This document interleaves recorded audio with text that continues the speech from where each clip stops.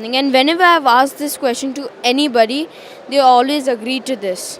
How many of you here dislike the education system or think it needs some change?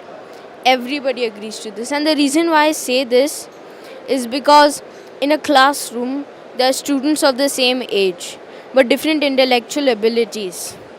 And those students with different intellectual abilities are taught at the same pace. If a student wants to go up a grade or below a grade, they are not allowed to. And they are also not allowed to go outside the syllabus. They have to stick to what they are doing. I'd like to share a story with you all. In my previous school ICSE board, I used to be teased as a lecture man.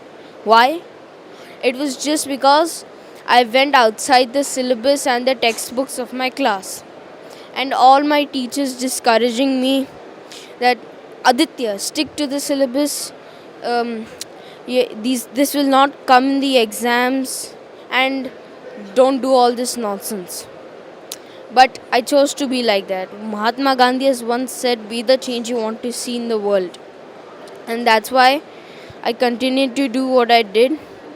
I continued to research outside the syllabus. One day, my father's friend came for dinner, and he was surprised to realize that I knew a lot about innovation, critical thinking, and design thinking. And that led to me speaking to all these big conferences on innovation in education. And as a student myself, I know what are the good things and the bad things of the education system. And at that time, even now, I feel like I've become the real lecture man. So, the education system has a problem now. And the only way to solve it is innovation. Innovation is basically an invention times commercialization. And so to solve this problem, I'm starting my own company called Nsapd because I had once visited MIT where I learnt that by 2035 we will reach a state of complete singularity, which means that a robot or a machine will have the same intellectual ability of a human brain. But still, there's no innovative thinking, no creativity in the robots. They can't even do the first step of design thinking, which is to empathize. And in the future, the jobs will be different. 95% of the jobs will be different, which will need different kinds of skills. Where do I get all these creative ideas from? Well, there's only one answer to that. Cartoons. Yes, by watching cartoons. Even I ask this common question to everybody. How many of them watch cartoons? More than half of them say yes when I told them to be honest. And so I believe that the future jobs will be different, which will need different skills to be taught at a very young age to be mastered. That is why I'm starting my own company called Next Gen Innov 8.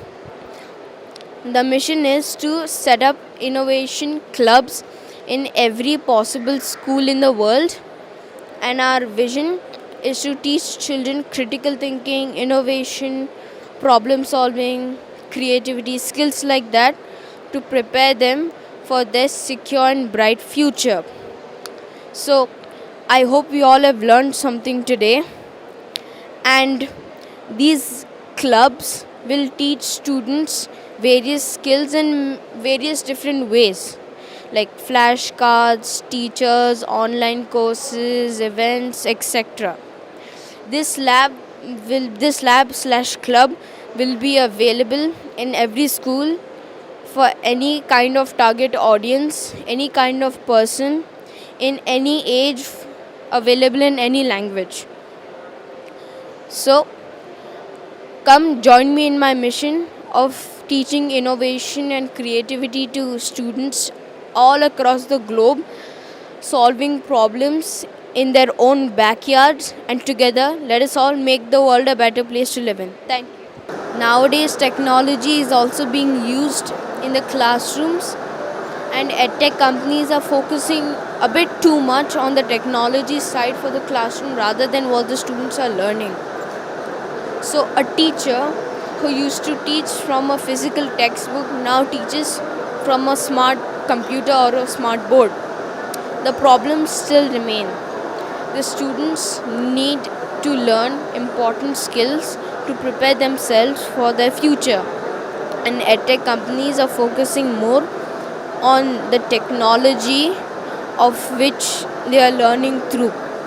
I think that they should focus more on what the students are learning rather than how they are being taught. I also believe that age is just a number, but no barrier to success.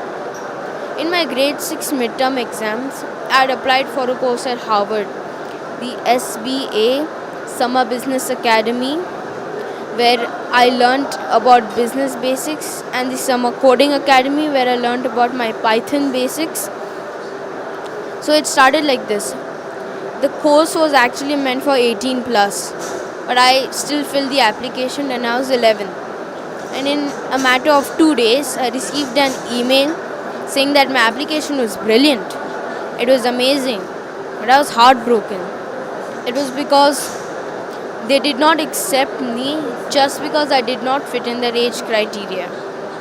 But then I convinced them for a Skype interview and they accepted me in.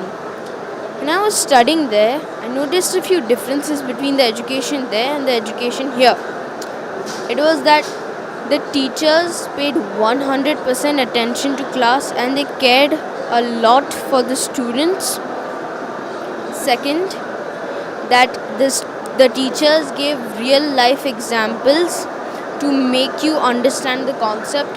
And third is that whatever you've learnt in the classroom, they will teach you how to apply it in your real life. I have also signed an MOU with them to bring those courses to India, since I know many students won't get the same opportunity as I did. And thank you.